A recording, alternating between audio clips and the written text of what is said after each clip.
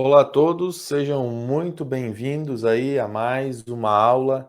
E agora nós vamos entrar aí num assunto um pouco mais denso. Lembrando, eu tenho um recado importante aí, mais para o final aí eu vou compartilhar esse recado aí com todos vocês, né? Então, desde já, seja muito bem-vindo, muito boa noite quem acompanha, né? Quem vai assistir também a esta gravação. É importante assistir até o final para, né, compreender esse recado aí que eu vou deixar aí para todo mundo, tá certo? Então essa aula de hermetismo, tá? Ela é uma aula que começa, é um assunto novo, mas é um assunto que vem aí na sequência de todas as nossas aulas, que, né, serve para compreender a gênese do holismo. E você vai, compreender, como eu já estou cansado de falar, que é um quebra-cabeças, que embora o título mude, tá? Você vai ver que as questões, né, não importa, digamos, uma ordem, uma seita, uma religião, ou uma filosofia, ou uma teoria, ou seja lá o que for, você vai ver que tudo no final parte do mesmo princípio e tem o propósito de chegar no mesmo fim. O ser humano não consegue fazer com que seja diferente disso. E você vai ver que, né, embora muda algumas coisas, você vai ver que lá a gênese, digamos assim, o fator mais importante é o mesmo. E isso acontece hoje, que aposto que quem estuda aí a questão de terapia, né, deve pelo menos ter uns 30 certificados na parede, e você vai ver que sempre parece que falta um, parece que falta alguma coisa, e sempre parece que muda o nome de alguma coisa, vai correndo fazer aquilo lá como, eu preciso aprender aquilo, porque aquilo sim vai dar certo. Não é por aí, você vai ver aí que mesmo nessas trilhas, digamos assim, que pertencem ao ocultismo, que pertencem às sociedades, digamos assim, discretas, que pertencem a denominadas ordens, você vai ver que o estudo é o mesmo, tá? O estudo é o mesmo, o que muda é a doutrina. As religiões, todas elas têm um propósito, tiveram uma origem, têm um propósito, mas o que muda é a doutrina, isso que faz cada uma ser diferente, né?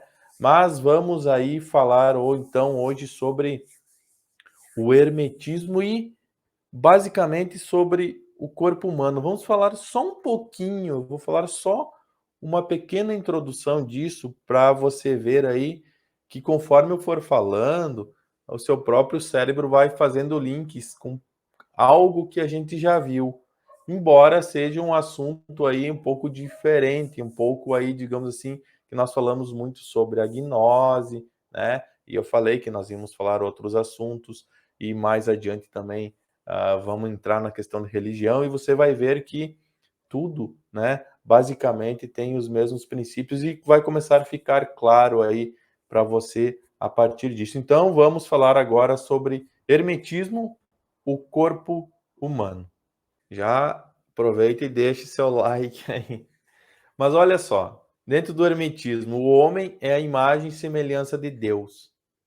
A sua criação nada mais é do que um espelho do universo, por isso somos microcosmo, e o universo é um macrocosmo. Aí você já começa a relembrar das aulas, provavelmente, né? Eles dizem que tudo que acontece no macrocosmo, ou seja, no universo, reflete diretamente em nós, né, o microcosmo. Portanto, somos o reflexo de toda a natureza, seja ela visível ou invisível, seja ela aqui ou muito distante. No hermetismo, o termo saúde é a total harmonia entre as forças que operam no corpo. A mínima desarmonia entre qualquer uma das forças elementares ocasionam o que chamamos então de doença. Segundo a lei universal, os elementos atuam em nosso corpo nas seguintes funções: construção, manutenção e decomposição. Então, podemos dizer que estas funções atuam de maneira positiva quando, né, seria a parte construtiva. A neutra sendo a mantenedora ou agregadora e a negativa quando, né, acontece a decomposição ou a degeneração. Se relacionarmos isso com alguns elementares, teremos então o fogo como princípio ativo e construtor, com atividade elétrica e expansiva, quando positivo. Do contrário, teremos o seu negativo. Já o elemento água, em sua forma ativa, atua construtivamente em todos os fluidos do nosso corpo.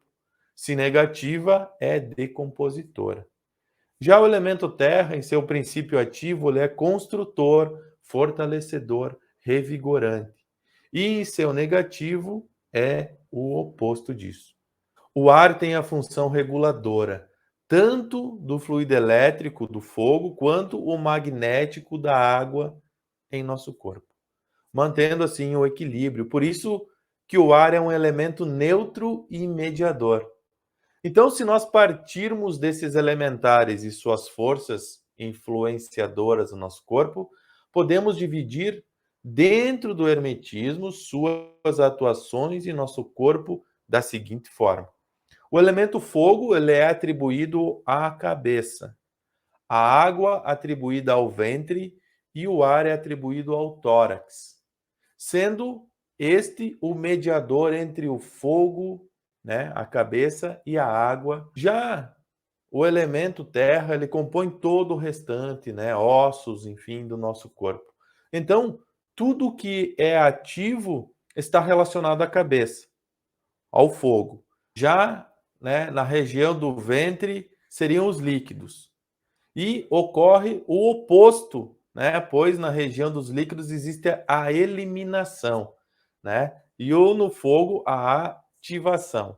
Já ali então na região do tórax, onde o ar, né, exerce devido à respiração, seria a mediação, né? A renovação constante do ar e a divisão aí, né? O mediador entre o fogo, né? E a água. Já o princípio elétrico, em sua forma material, densa, digamos assim, está contido no sangue e no sêmen. E aqui, né, você já faz a relação nessa palavra sêmen, né, na questão dessa questão elétrica lá, com a seminização do cérebro que nós vimos, que é algo, digamos assim, que pertence à alta magia dentro da gnose, dentro de algumas ritualísticas, que aí envolve a questão da Kundalini, que daí envolve a questão do estar no aqui e no agora, do despertar da consciência. Então, vai começando aí a gerar esses links e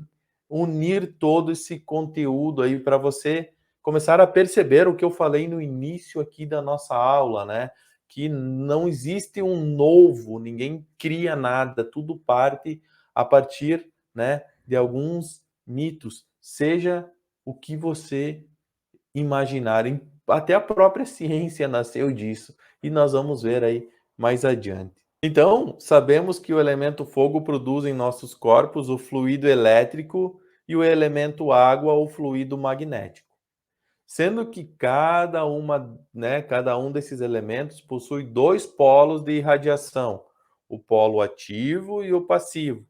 Tendo então, né, atingido aí, teremos os quatro polos, né, digamos assim, se somarmos todos esses polos, aí teremos quatro, e ele acaba igualando-se a um magneto quadripolar, igual ao segredo existente no tetragramaton, que nós já vimos. E qual seria esse segredo, ou esses quatro polos que fazem a referência?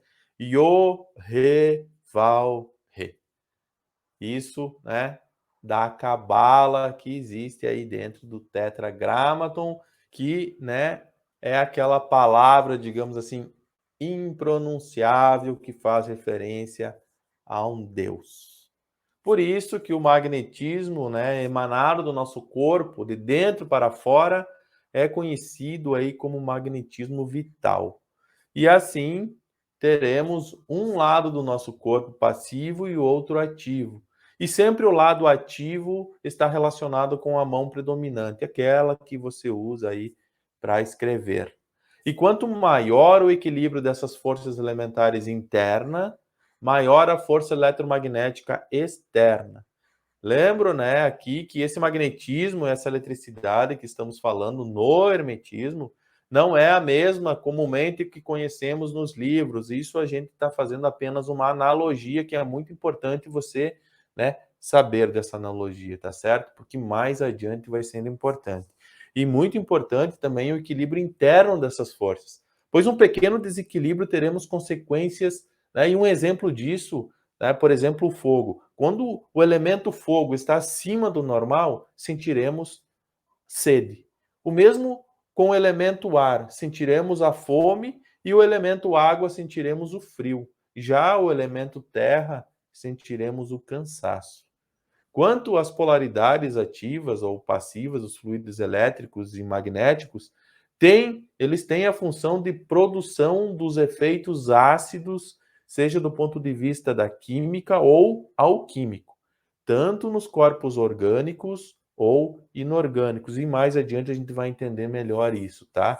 Quando eles agem então ativamente, são construtores, e negativamente são decompositores ou desagregadores, e até mesmo destruidores. E assim, o hermetismo explica o ciclo da vida biológica no corpo e de toda a criação.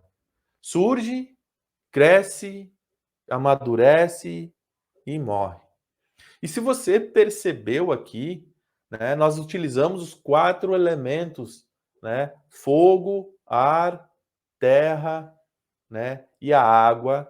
E esses 4 elementos, bah, professor, como que eles pegaram os elementos? A gente estudou já isso, a gente viu que existia a teoria do caos, que tudo era um caos, né? E desse caos surge aí, né, digamos, o amor e o ódio, e surgem os 4 elementos, esses que eu falei, e que esses 4 elementos, conforme eles se combinavam, geravam um outro elemento.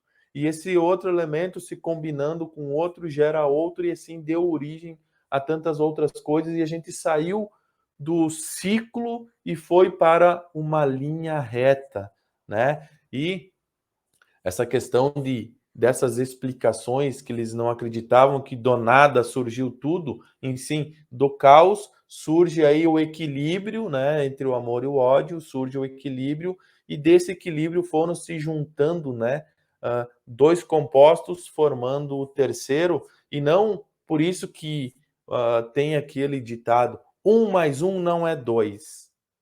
1 mais 1, né, surge o 2, e o 2 é um elemento que não tem nada a ver com 1, nem, né, com 1 mais 1. Ele é um elemento único, então surge um novo elemento.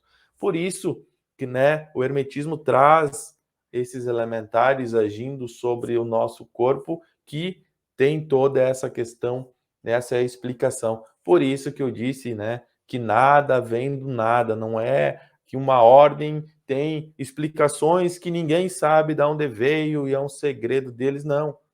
Tudo nasce, né, de um princípio, de um, aí, digamos assim, de um mito.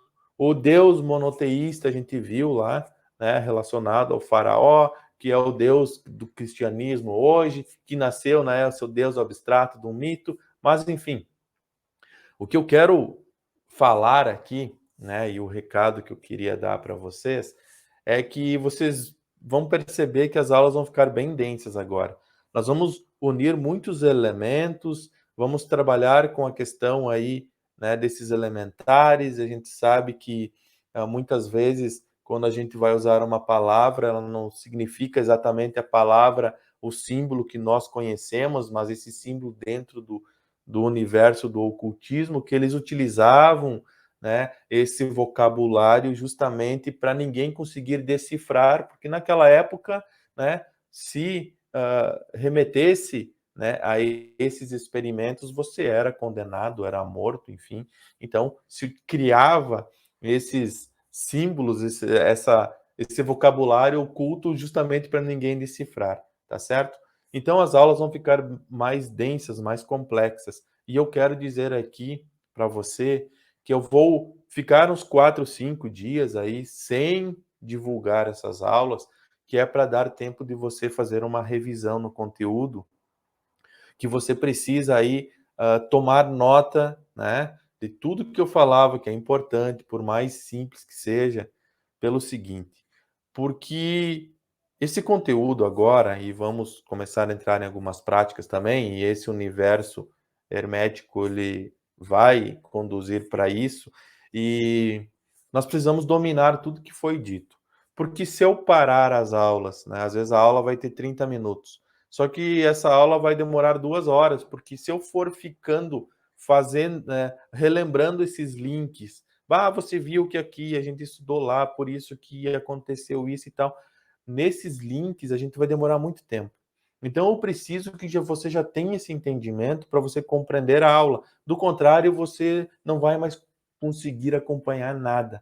Então você tem que compreenderam muito bem a questão dos mitos, a questão, né, que eu explico a do símbolo do Tetragrammaton, que a gente vai ver ele mais aprofundado aqui, só que para você entender esse aprofundamento, tem que compreender a explicação básica, a questão da pineal, a questão das energias, a questão da fisiologia do nosso corpo, né, que eu expliquei tudo isso. Isso aí tudo você tem que, de alguma forma, ter claro, né, a questão da hipnose, por que que ela acontece, né, lembra que eu falei ali até do Wicca, que o Wicca, a questão da magia, tem que ter um outro modo de pensar, que não adianta você unir os elementares se você não tiver um propósito, se você não tiver aí, né, uma concentração de energia, para que essa energia atue nesses elementares, fazendo, né, um símbolo ter uma vida, ter algo, né, um propósito nisso tudo. Então, tudo isso é muito importante que você tenha claro e não tenha mais dúvida disso, né, mas, crie essas verdades dentro de você, mesmo que seja diferente da minha, crie para você pelo menos conseguir acompanhar as próximas aulas, tá certo? Então, eu vou enquanto eu for criando, né, for, montando essas aulas aqui, eu vou dar um tempinho, uns 4, 5 dias, aí 6, enfim, e nesse tempo você estuda isso, porque nós precisamos aí ter, digamos assim, um equilíbrio aí, né, para você conseguir acompanhar isso, senão você vai se perder, tá, nessas aulas e não é o intuito. Então fica aí um aviso, fica aí um recado para você ir ter um tempinho de estudar, tá certo? E continuamos o nosso bate-papo nos grupos e também, assim, mediante aquela experiência minha que eu relatei, né, eu percebi que muitos relataram também que tiveram experiências. Então, outra questão é que se você quiser fazer um bate-papo aí, né, aí eu me chama no WhatsApp, professor, eu quero participar, então a gente vai organizar uma live ao vivo, tá?